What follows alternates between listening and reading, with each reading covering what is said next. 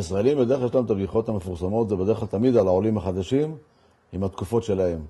בזמנו את הבדיחות על הרומנים, תמיד טענו שהרומנים, אתה יודע, הרומנים יש להם את הבדיחות שלהם, אחרי זה התקופה שהיו בדיחות על המרוקאים, לפני זה בדיחות על הקורדים, על הפרסים, עכשיו לאחרונה יש בדיחות גם כן על עולי ארצות הברית, על עולי רוסיה, ועכשיו גם על עולי צרפת. יש את הבדיחות המפורסמות שלהם, שכל תקופה יש תמיד את הבדיחות הידועות, שבדרך כלל גם חוזרות אחת לשנייה.